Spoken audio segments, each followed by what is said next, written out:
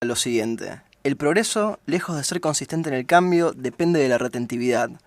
Cuando el cambio es absoluto, no quedan hechos para mejorar y ninguna dirección existe para una posible mejora. Cuando no se retiene la experiencia, como entre los salvajes, la infancia es perpetua. Aquellos que no pueden recordar el pasado están condenados a repetirlo. Está en línea con nosotros en PBI por Fisherton CNN Seferino Reato, periodista, licenciado en Ciencia Política, autor de Pluma Ágil y Llevadera. Quizá ahora mismo lo tengamos muy presente por su templada voz y asertivo carácter en las noches de América en Intratables. Está presentando por todo el país su último libro, 12 noches, donde cuenta los días finales del 2001 en los que sucedieron 5 presidentes en el marco de una grave crisis nacional generalizada y el surgimiento del liderazgo de los Kirchner. ¿Cómo estás, Seferino? Te saluda Garrett Edwards. Hola, ¿cómo estás? Muy bien, gracias por el llamado. Un placer. Este jueves estás mañana 11 de junio a las 18:30 horas presentando en Fundación Libertad tu último libro, que es muy interesante, acá lo tengo en la mesa, lo he estado leyendo un poco. ¿Y qué nos podés contar de tu último libro? Bueno, es un libro que es como la trama secreta de la crisis del 2001, aquella gran crisis, seguramente la peor de la historia, en donde en apenas 12 días se sucedieron 5 presidentes.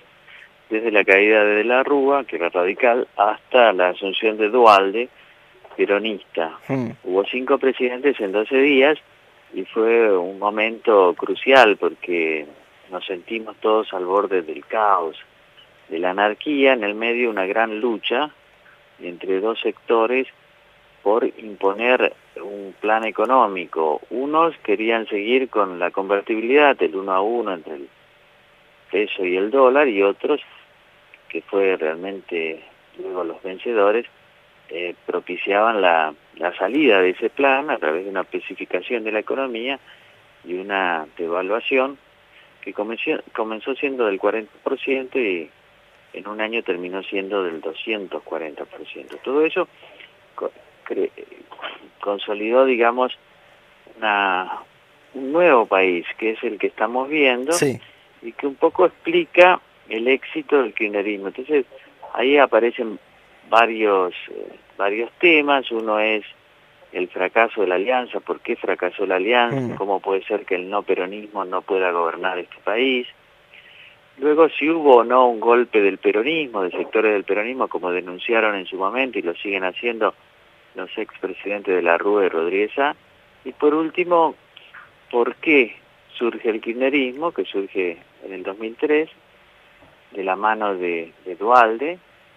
¿Y por qué surge, a qué se debe el éxito, verdad? Todo esto contado con muchas anécdotas y diálogos hasta ahora reservados para hacerlo más ameno, y porque además es una crisis que tiene un costado trágico. Murió mucha gente, Sí.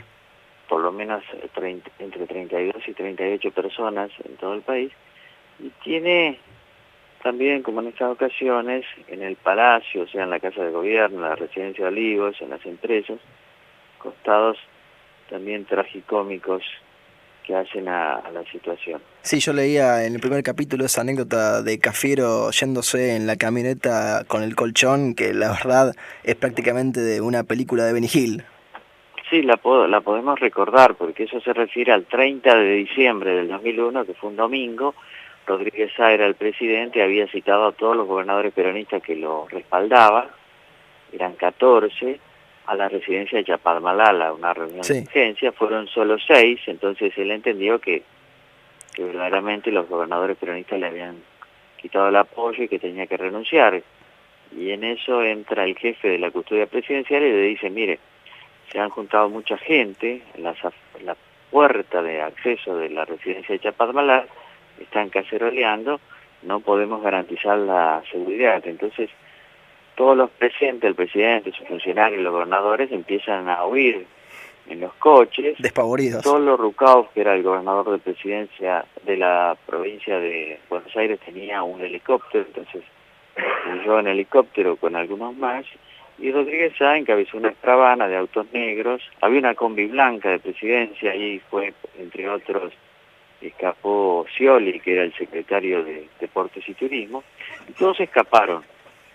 Pero escaparon tan rápido que dejaron a algunos dentro de la residencia presidencial. Lo dejaron al virtual ministro de Economía, que era Frigeri, al senador Cafiero, que estaba ayudando en la elaboración del plan económico, y a otros 3 funcionarios del Ministerio de Economía. Seferino, tu libro se llama 12 noches, ¿no? ¿Y es posible pensar que lo que sucedió en tan pocos días, en menos de 2 semanas, fuera la base principal de lo que terminaron, bueno, aprovechando los Kirchner para posicionarse, legitimarse y buscar consolidarse en el poder a partir del 2003?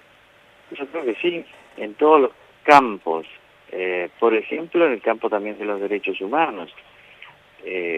Aparece o reaparece la preocupación, la demanda por el juicio y castigo a los que habían sido los responsables de las violaciones de los derechos humanos durante la dictadura. Sí. Y eso aparece no con Kirchner, sino ya con Rodríguez Sá.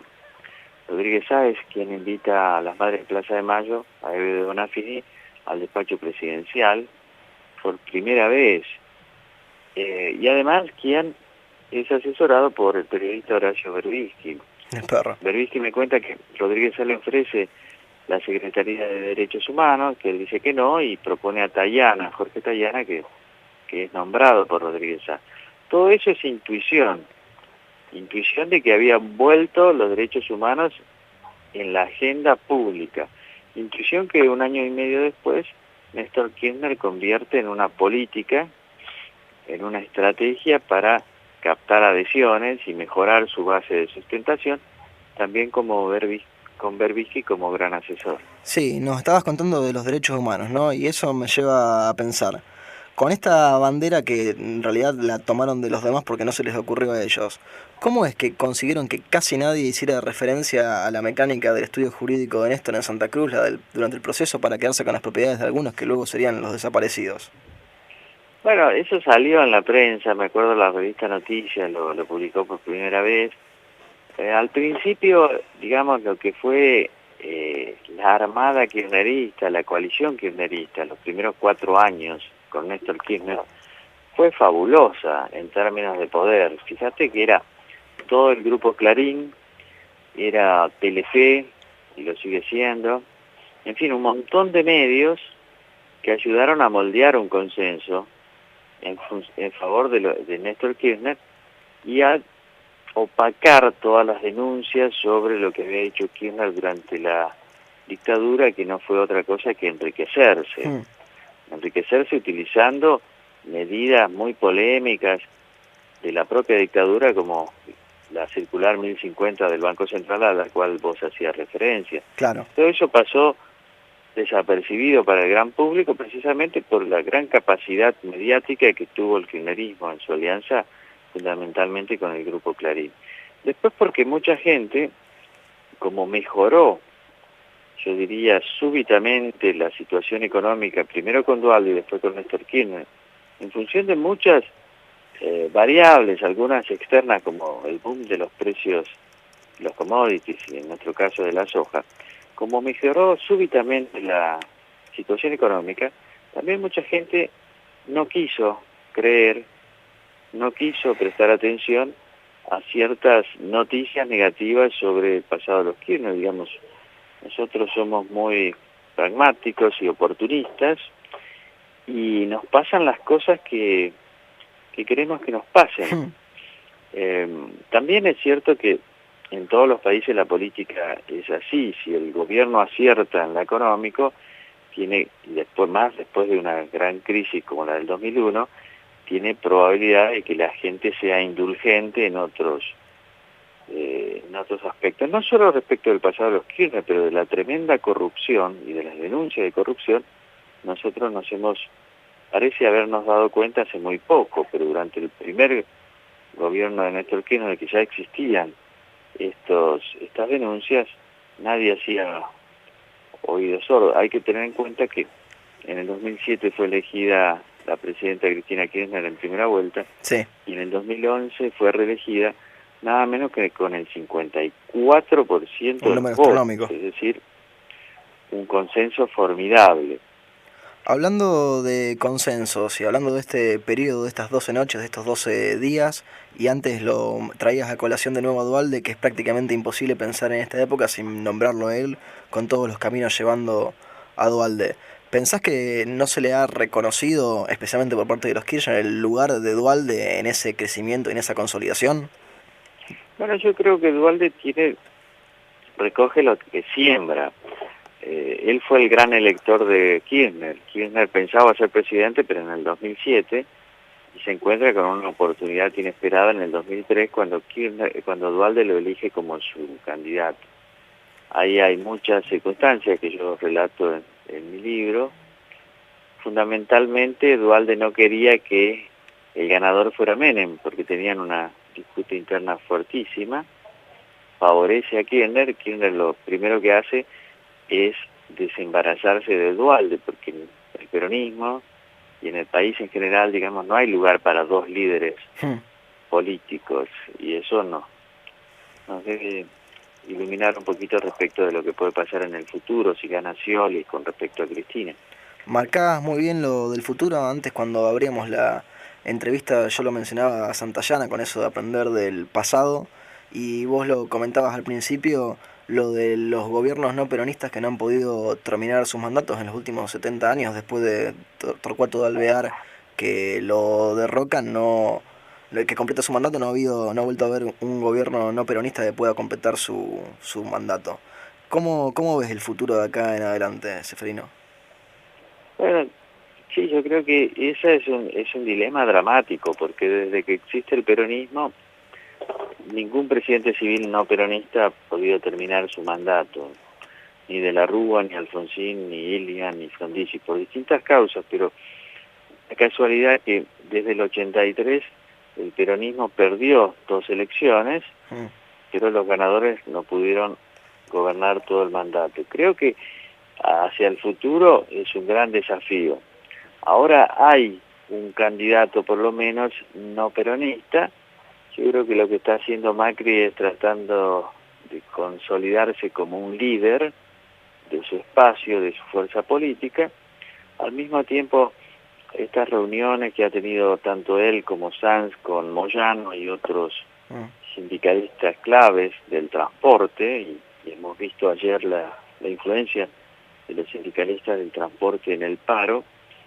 Esas reuniones de Macri y Sanz con estos gremialistas indica un reconocimiento de la fuerza que tienen estos gremios y la necesidad de ir acordando pautas de trabajo, porque tampoco puede ser que los sindicatos sean tan poco comprensivos con los gobiernos no peronistas. A Alfonsín le hicieron 13 paros, a De la Rúa en poco más de 2 años le hicieron 7 paros.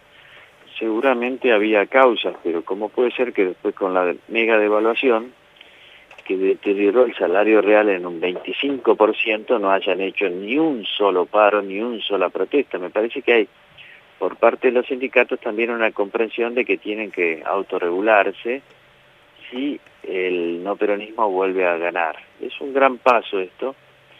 Creo que habla de una cierta madurez de ambos sectores.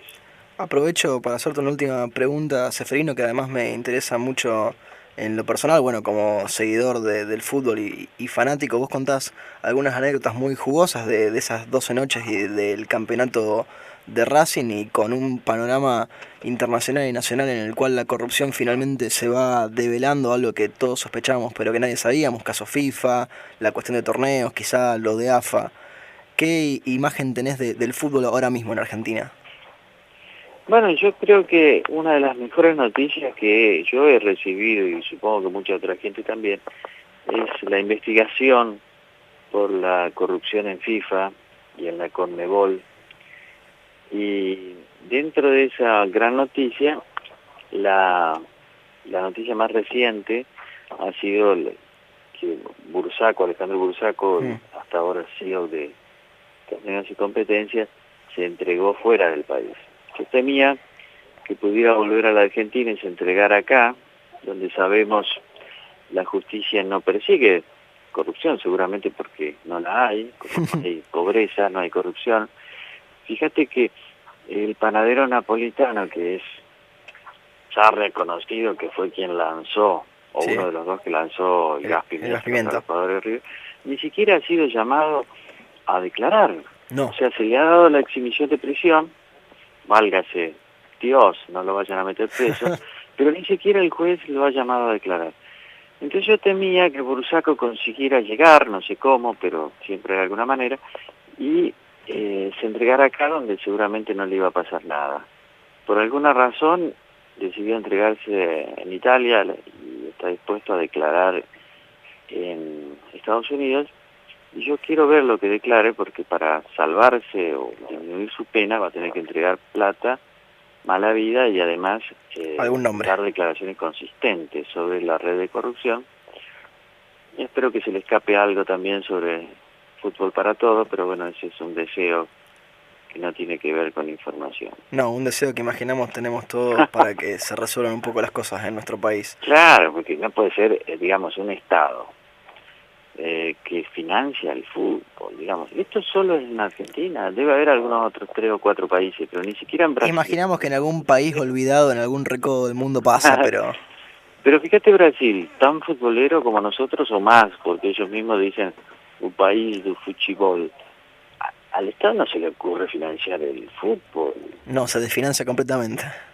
Se lo financian ellos y robarán ellos de dineros privados, pero en esto estamos financiando un fútbol donde los clubes están fundidos, los dirigentes son ricos, las barras bravas ni te cuento, ya pertenecen a la élite económica, donde es evidente el roce entre la política y la economía, y es todo eso financiado con el presupuesto público.